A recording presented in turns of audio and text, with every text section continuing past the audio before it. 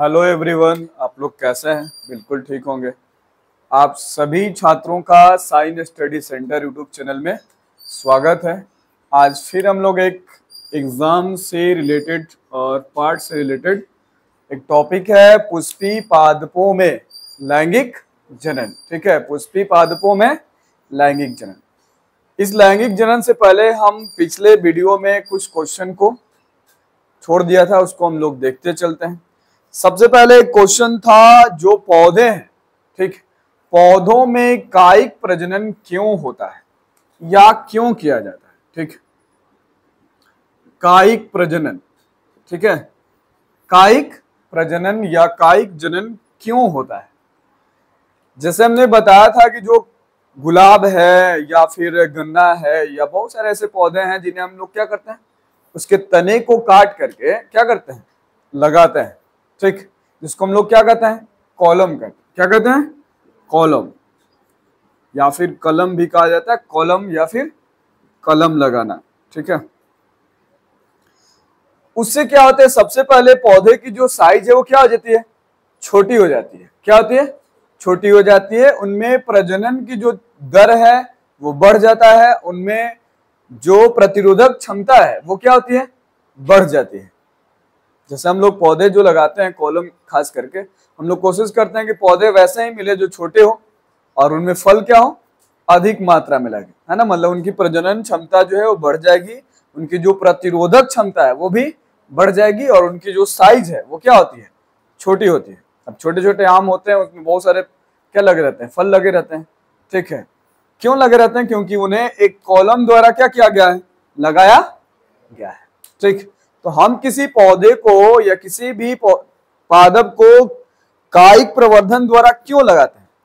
ऐसा इसलिए लगाते हैं क्योंकि कायिक प्रवर्धन द्वारा उगाए गए पौधों में बीजों द्वारा उगाए गए पौधों की अपेक्षा पुष्प एवं फल कम समय में लगने लगते हैं। ये भी है, कम समय में क्या होते हैं, लगने लगते हैं। अब वो साल भर में लगेगा तो पता चलेगा ये 2 साल में क्या हो गया, 2 बार, 1 साल में 2 बार हो गया। ठीक है, इसलिए हम लोग कॉलम का प्रयोग करते हैं या फिर कायिक जनन का प्रयोग करते हैं। चलिए एक और क्वेश्चन है, लैंगिक जनन। हमने पीछे बताया था लैंगिक जनन किसे कहते हैं, है ना। लैंगिक जनन जिनमें नर और मादा क्या करें, भाग ले। जिस जनन में 2 विभिन्न प्रकार के जेंडर, लिंग क्या करें, भाग ले, उसे हम क्या कहेंगे, लैंगिक जनन। क्या कहेंगे? लैंगिक जनन। एक क्वेश्चन है, अलैंगिक जनन की अपेक्षा लैंगिक जनन क्यों आवश्यक है? अलैंगिक जनन, अलैंगिक जनन की अपेक्षा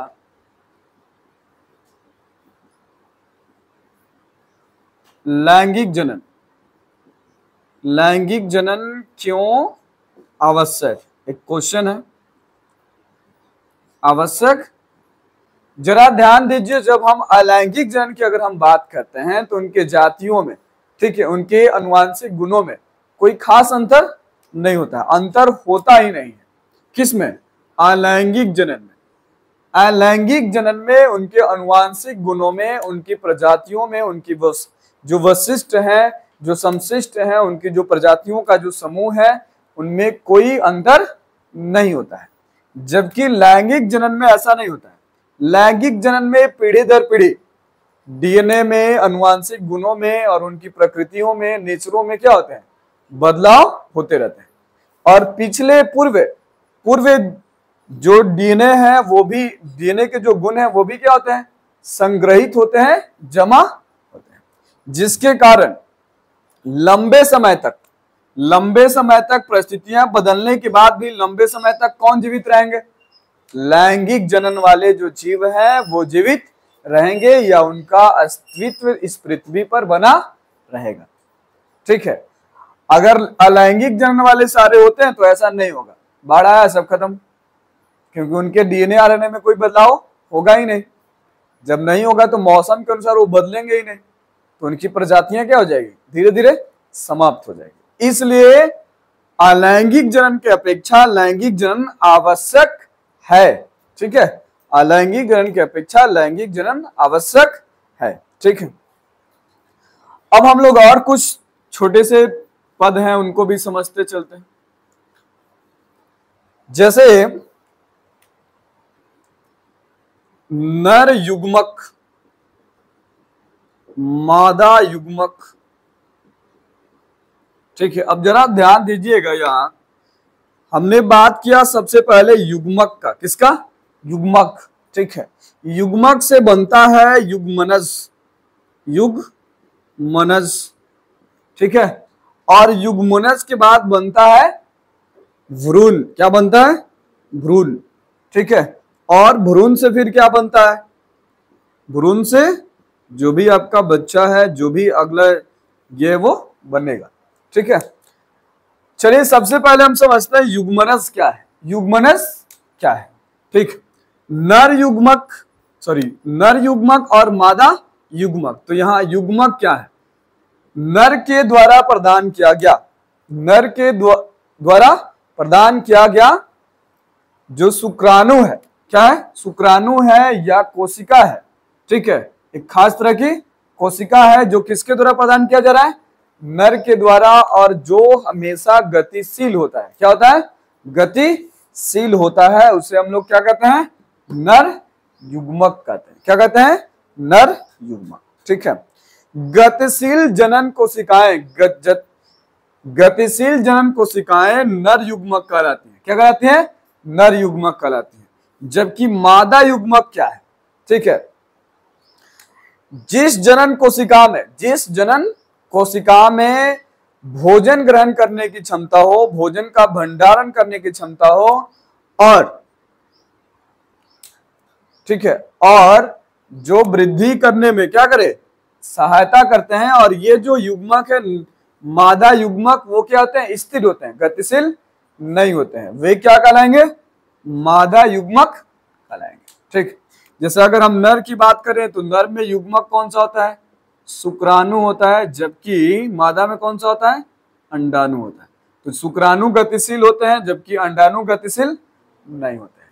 ठीक है, और ध्यान रहे कि जो अंडाणु है उसमें भोजन संग्रहित होता है। क्यों? जब शुक्राणु इसमें आएगा, अंडाणु से मिलेगा, तो उसे पोषण की आवश्यकता होगी। क्या करने के लिए? एक कोशिका से दो कोशिका से चार कोशिका से 8 कोशिका बनने के लिए। ठीक है, इसलिए चलिए, तो अब आपको समझ में आ गया नर युग्मक और मादा युग्मक। अब जब नर युग्मक और मादा युग्मक आपस में मिलेंगे, जब नर युग्मक और, एक शब्द लिख देते हैं, इसका शब्द नाम है निषेचन। क्या है? निषेचन। जब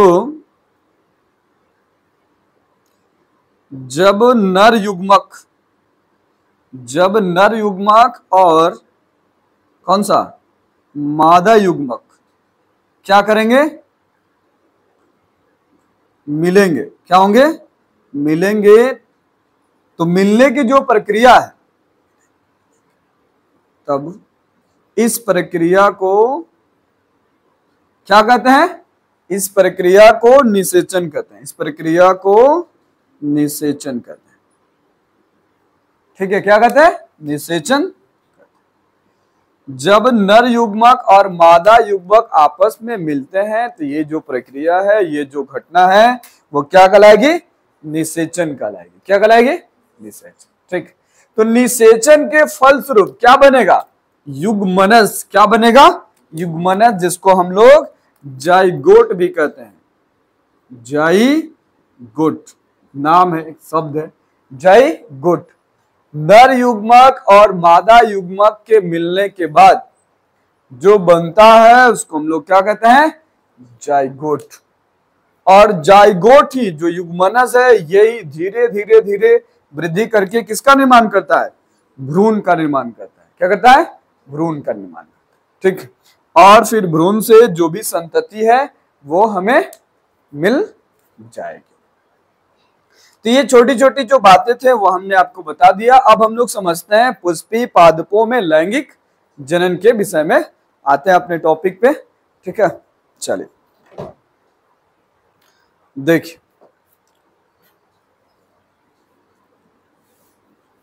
लैंगिक जनन में अब हम लोग देखेंगे पुष्पी पादपों में लैंगिक जनन के विषय में पढ़ेंगे। ठीक है,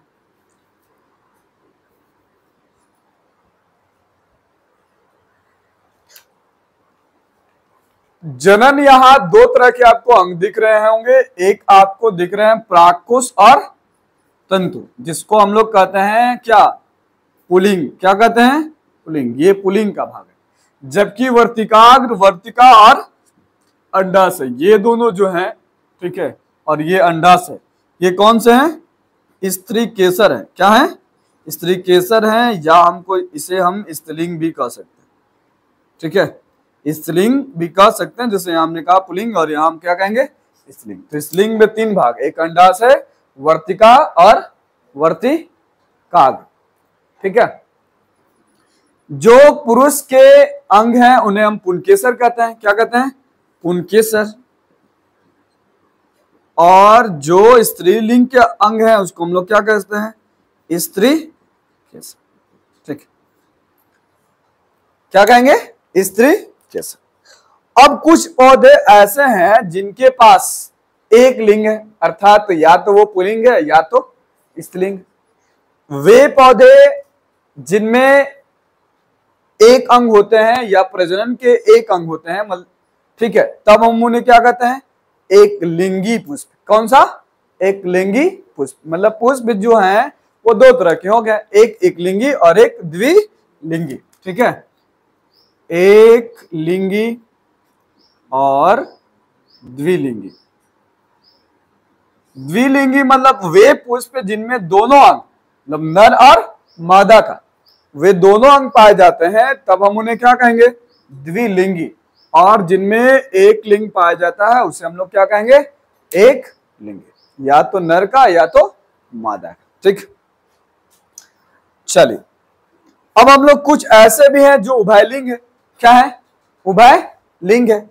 उभयलिंग मतलब वही बात जिनमें दोनों अंग पाया जाता है ना, पुंकेसर का भी और स्त्रीकेसर का भी। मतलब जब दोनों अंग पाया जाए तो उसको द्विलिंगी कहिए या फिर उभयलिंगी कहिए, बात बराबर है, ठीक।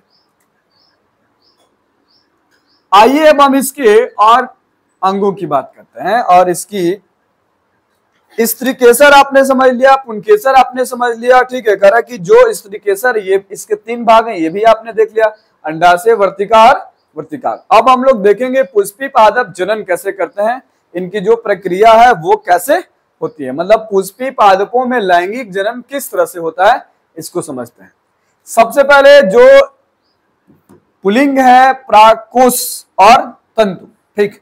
तो प्राककोश में प्राक्कण पाए जाते हैं। क्या पाए जाते हैं, परागगण, ठीक है, परागगण, ठीक है, या परागकण, कण लिखित है, परागकण। कौन से पाए जाते हैं, प्राककोश में परागकोण पाए जाते, परागकण पाए जाते हैं, सॉरी, परागकण पाए जाते हैं। तो ये जो परागकोश दिख रहा है, ये जो तंतु दिख रहा है ना, इस तंतु का जो शीर्ष वाला भाग है, कौन सा, शीर्ष वाला भाग है, यहाँ परागकोश होता है। और इसी कोश में परागकण होते हैं। क्या होते हैं, परागकण होते हैं, ठीक। तो ये जो परागकण है, या तो मानव के द्वारा, पक्षियों के द्वारा, या कीट पतंगों के द्वारा, तितलियों के द्वारा, ठीक है, या जल के माध्यम से, वायु के माध्यम से, या प्रकृति के अन्य कई घटनाओं के माध्यम से जो परागकोश में मौजूद परागकण हैं वे वर्तिकाग्र पर आते हैं। कहां आते हैं, वर्तिकाग्र पर आते हैं, ठीक है। कहां आते हैं, वर्तिकाग्र पर आते हैं। इस वर्तिकाग्र पर आते ही, ठीक है, वर्तिका के होते हुए, इस रास्ते से होते हुए, ठीक है, इस रास्ते से होते हुए अंडाशय में आते हैं। कहां आते हैं, अंडाशय में आते हैं। कहां आते हैं, अंडाशय में आते हैं, जो पहले से ही, ठीक है, अंडाशय में जो स्त्रीलिंग का एक अंग है अंडाशय, वहां पहले से ही जनन कोशिकाएं मौजूद है। अब देखिए यहां से पुंकेसर, मतलब जो पुल्लिंग पुंकेसर का जो परागकण है वो कहां आ गया, अंडाशय में आ गया। और अंडाशय में पहले से ही जो मादा जनन का जो जनन कोशिका है वो पहले से क्या है, मौजूद है। ये दोनों आपस में क्या होंगे, निषेचित होंगे। क्या होंगे, निषेचित होंगे। और इस अंडाशय में बीज का निर्माण होगा। किसका निर्माण होगा, बीज का निर्माण होगा। जनन कोशिका विभाजित होकर क्या होकर, सबसे पहले दोनों निषेचित करेंगे और विभाजित होकर बीज का निर्माण करेंगे। क्या करेंगे? बीज का निर्माण करेंगे। इस तरह से जब ये पुष्प परिपक्व हो जाते हैं तो इनकी पंखुड़ियां धीरे धीरे क्या होती है? टूट जाती है, अलग हो जाती है। ठीक। और इनके जो अंडाशय हैं ये परिपक्व होकर या तो विखंडन द्वारा या बहुखंडन द्वारा क्या होती हैं? बिखर जाती हैं।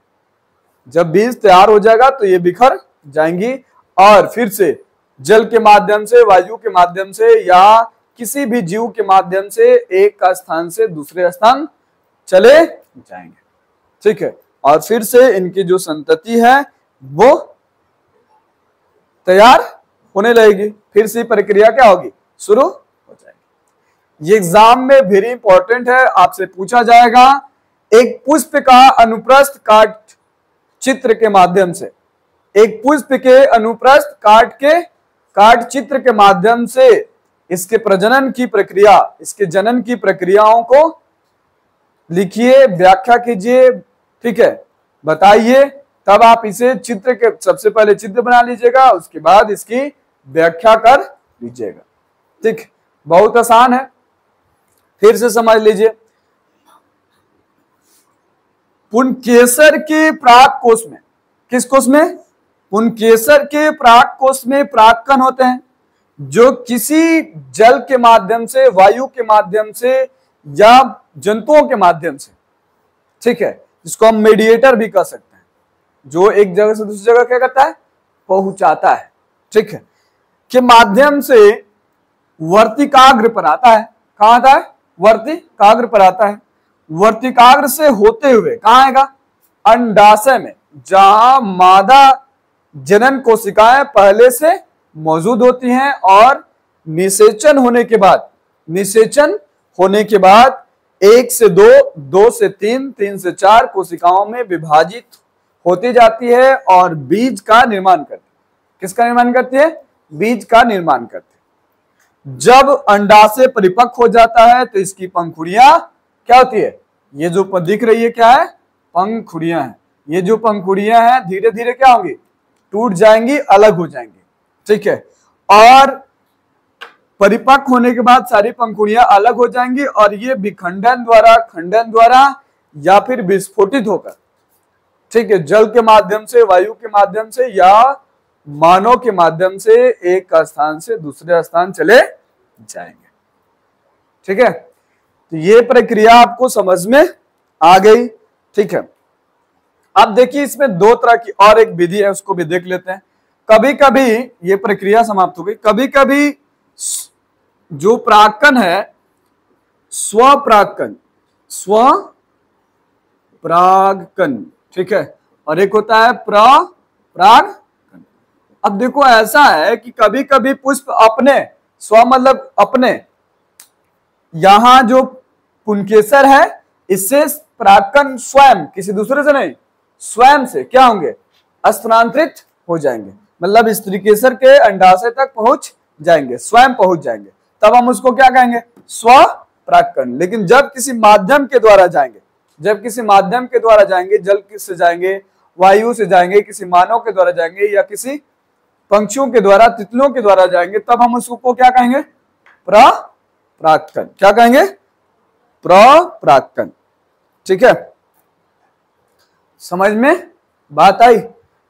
तो मिलते हैं हम लोग फिर नेक्स्ट वीडियो के साथ, नेक्स्ट टॉपिक के साथ। और अगर वीडियो अच्छा लगे तो इसे लाइक कर दीजिए, सब्सक्राइब कर लीजिएगा और अपने दोस्तों के साथ शेयर भी कीजिएगा। ठीक है, मिलते हैं फिर हम लोग नेक्स्ट वीडियो के साथ। तब तक के लिए आप लोग खुश रहिए, मन लगाकर पढ़ाई कीजिए और अपने पढ़ाई पर ध्यान दीजिए ताकि आपका जो रिजल्ट है वो क्या हो सके? बेटर हो सके। Okay, bye, take care.